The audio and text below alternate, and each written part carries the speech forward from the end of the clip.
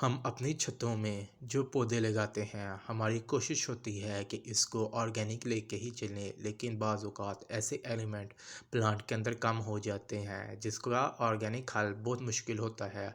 और बाज़ औक़ात हमें पता भी नहीं चलता कि और इसका ऑर्गेनिक हल क्या हो सकता है।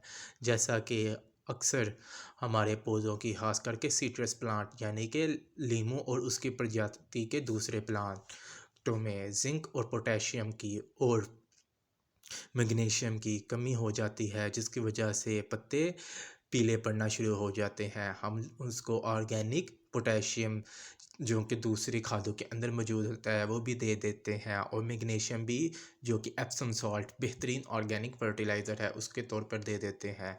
लेकिन फिर भी हमारा प्लांट रिकवर नहीं होता। उसकी वजह ये होती है कि हमारे प्लांट में जिंक और आयरन की भी कमी होती है, खास करके सिट्रस यानी कि लीमू और उसकी प्रजाति के दूसरे फलों के पौधों में जिंक की कमी बहुत जल्द नज़र आना शुरू हो जाती है, जिसकी वजह से ना ही पौधा नई ग्रोथ निकालता है और ना ही पौधे में नए नए फूल और फल आते हैं।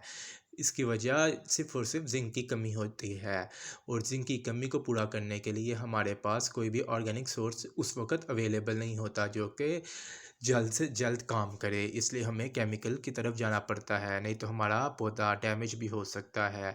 आज हम बात करेंगे कि ऑर्गेनिक ज़िंक हम किस तरह अपने प्लांट को दे सकते हैं। आप जैसा कि देख रहे हैं मेरे हाथों में मौजूद ये कील, हाँ जी, ये लोहे के कील हैं। इन लोहे के कीलों से ही हम ज़िंक की मिक़दार पूरी कर सकते हैं। जैसा कि आपको मालूम ही होगा कि लोहे के ऊपर जो ज़ंग लगता है वही ज़िंक होता है, जो कि हमारे इंसानों के लिए भी और पौधों के लिए भी बहुत ज़रूरी होता है।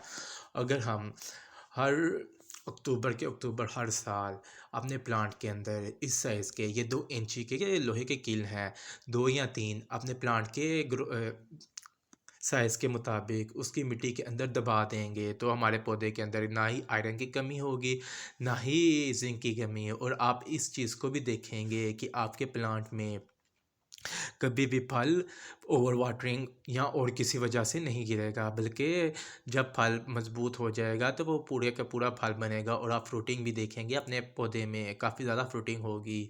ये सिर्फ सिट्रस प्लांट के लिए नहीं बल्कि आपके दूसरे प्लांट्स के लिए भी है। आप यही मेथड अपने गुलाब के प्लांट के ऊपर भी कर सकते हैं, रोज़ प्लांट और दूसरे फल वाले प्लांट के अंदर।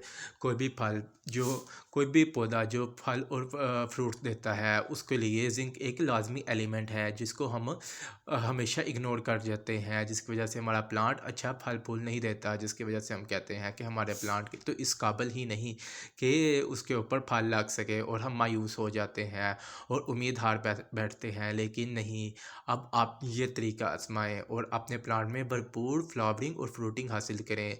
जब आप अपने प्लांट में ये लोहे के कील अगर आपके पास ज़ंग की हालत में मौजूद हैं तो वो बेहतरीन है। अगर ज़ंग नहीं लगा हुआ तो आप ऐसे ही फ्रेश लोहे के कील मिट्टी के अंदर रख दें, मिट्टी उसको डिकम्पोजिशन स्टार्ट कर देगा, और ये डिकम्पोजिशन 1 साल पूरा चलेगी। आप नेक्स्ट ईयर अपनी मिट्टी के अंदर कील ढूंढेंगे, आपको कील नहीं मिलेंगे। वो कील ज़ंग लगने की वजह से मिट्टी के अंदर हल हो जाएगा, और प्लांट